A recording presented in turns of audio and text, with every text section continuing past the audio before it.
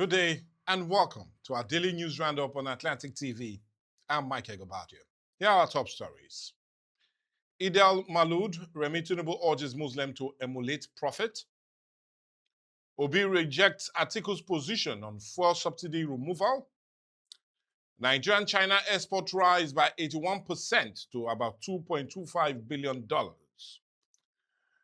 Pokoli's friend support dancer following UK arrest.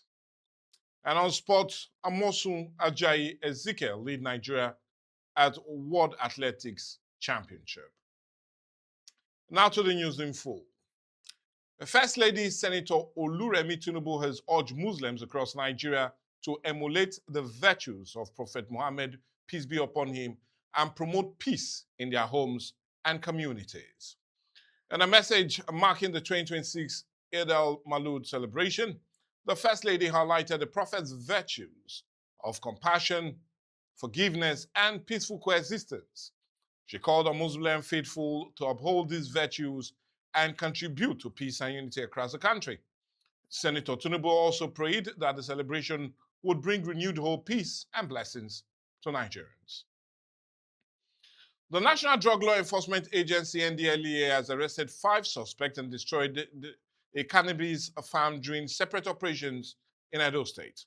The state commander, Mitchell Ofuyeju, said operative discovered a cannabis plantation covering about 0.496 hectares in Ukaro Forest, Onwan West local government area of Edo State. 3 suspects were arrested at the farm, while about 1,240 kilograms of cannabis was destroyed. Operative also seized about 5.5 kilograms of processed cannabis. In a separate operation in Ekpoma, NDLEA officials uncovered codeine, cough syrup, tramadol, rafanol, and damabol from an illicit drug warehouse. 2 other suspects were also arrested in Benin City with over 290 grams of Canadian loud cannabis. The agency director urges youth to avoid drug abuse and engage in productive activities, stressing the importance of awareness and community support in fight against substance abuse. Talking politics, presidential candidate of the Nigerian Democratic Congress, Peter Obi, has disagreed with African Democratic Congress candidate Atiku Abubakar over the proposed return of fuel subsidy if elected in 2027. Now, speaking at the Nigerian Bar Association conference in Port Harcourt, Obi said subsidy removal remains necessary, but faulted the federal government for alleged mismanaging the savings from the policy. He said the funds should have been properly invested to cushion the impact on Nigerians. Meanwhile, other opposition presidential candidates at the conference clashed over Nigerians' economy, insecurity, fuel subsidy, and policing. Former Rivers State Governor Rotimi Amaechi called for job creation and local production, while AAC candidate Omoyele Sowore advocated a change of government. The chief of staff to the President Bola Ahmed Tinubu, Femi Gbajabiamila, defended the administration proposed state police reform, saying to address weakness in current policing system. He also stressed the need for safeguards to prevent abuse of state police by political leaders. Still talking politics, Osun State Governor Ademola Adeleke has received the newly deployed Commissioner of Police Ibrahim Zungaru, urging him to rebuild public confidence in the command and ensure fair policing across the state. Adeleke also called for the release of members of the Accord Party described as political detainees, while demanding an end to what he termed political motivated arrest. He further urged the new CP to investigate the alleged misconduct by some police officers. Zungura, who assumed office on Monday, pledged to work with the state government to strengthen peace and security. He assured the governor that the command will be impartial and committed to addressing security challenges across Osun. Adeleke said his administration was ready to support the police without political condition, stressing that Osun needs peace, justice, and a police command that enjoy the confidence of all residents. And people of the state, they are very peaceful. And I believe that because I've seen it from my arrival this morning, although some issues happen, but that notwithstanding, in the general balance, I believe Osun is peaceful. My friend and my classmate, who was an election CP, has done well to maintain peace and equality in this state. I'm assuring the governor that I will add more value to what he has done. Knowing that he knew he was a temporary CP, by man here and the commissioner for police, I think I will be better. All I need is cooperation from everybody. I believe in community policy. I will touch everybody, everywhere in this town, and we carry everybody along. So that you believe us that police are your friends.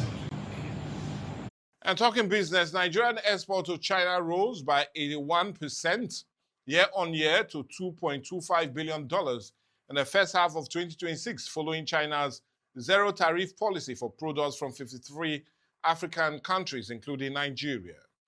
China's Consul General in Lagos, Yan Yugiang, disclosed this at the Industry Expo in Lagos, saying the policy was already producing positive results. She said total trade between China and Nigeria reached about $17.4 billion in the first 6 months of 2026, up by 35% from the same period in 2025.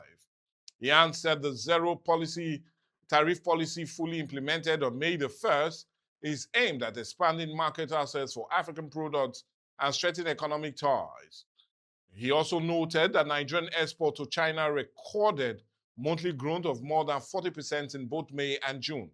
The Consul General also said bilateral trade exceeded $28 billion in 2025, while China direct investment in Nigeria reached to about $690 million, representing a 103% increase.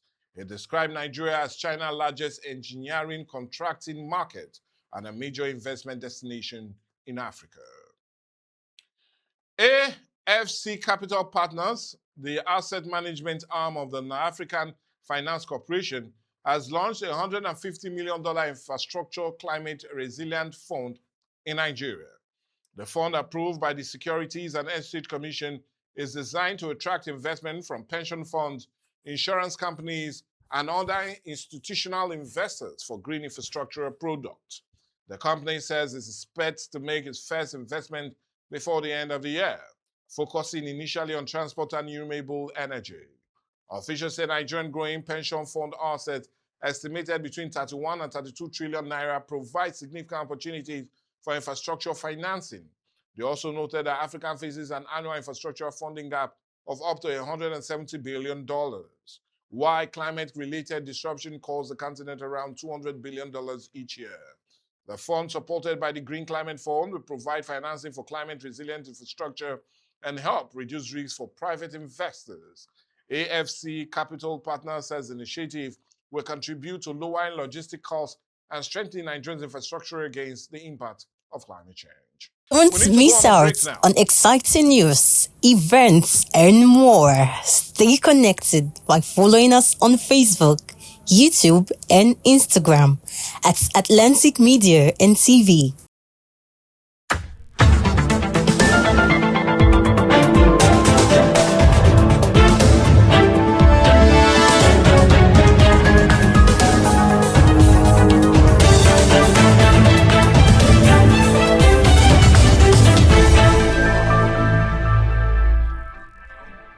And on the foreign scene, friends and colleagues of Nigerian dancer and socialite Iwo Odinaka, popularly known as Pokoli, has rallied behind him following report that he's on remand in the United Kingdom over an alleged assault offense.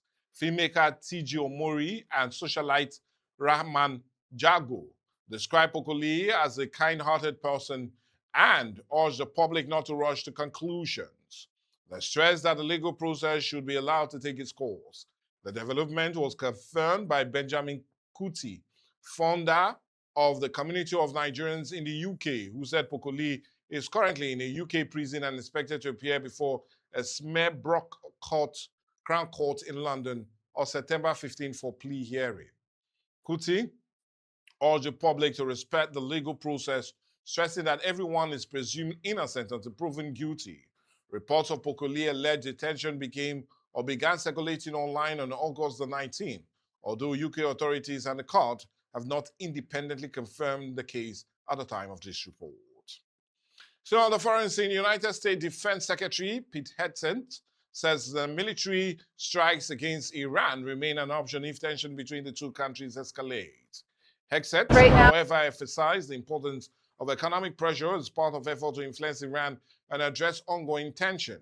He said the United States could continue to assess the situation while keeping military options available if necessary. If we need to use kinetic strikes, we'll use them. If Iran is foolish enough to overplay their hand or mess with the American military, we'll do what we need to do. But economic pressure, we know, hurts them the most right now.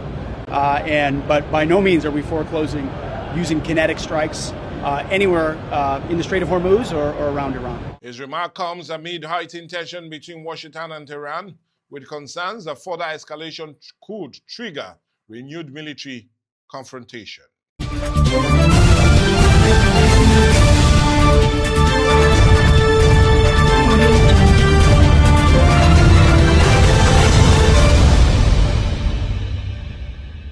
And talking sports, Tobi Omosu, Kaisola Ajayi, and Natal Ezekiel will lead Nigerians contingent at the inaugural World Athletic Ultimate Championship in Budapest, Hungary, from September 11 to 13th. Nigeria currently has 5 qualified athletes for the 3-day event, including Samuel Ogazi and Ella Onojuwero, while other athletes are still seeking qualification before the September 2nd deadline.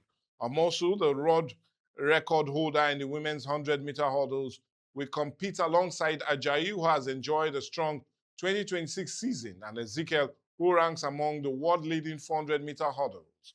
Ogazi and Onojuwore will also represent Nigeria after impressive performance this season. The championship will feature Olympic and world champions in a new global competition with a record $10 million prize pool. Each gold medalist is set to receive $150,000 as athletes battle for ultimate honors in Budapest. And still talking sports, UEFA has set September 2nd, 2026 as the deadline for clubs to submit their list of a squad for the 2026-2027 Champions League season phase.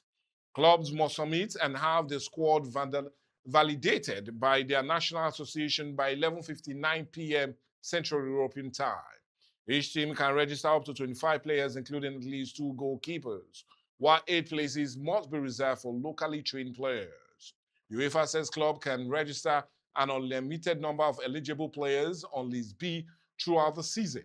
Teams that advance to the knockout stage will also be allowed to make up to 3 squad changes, with a deadline for new additions set for February 4th, 2027.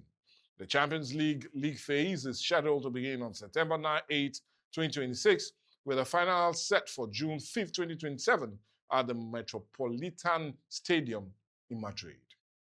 With that sporting news, we come to the end of the news right here on Atlantic TV. I remain Michael Gobadia. God bless you. Have a great day ahead.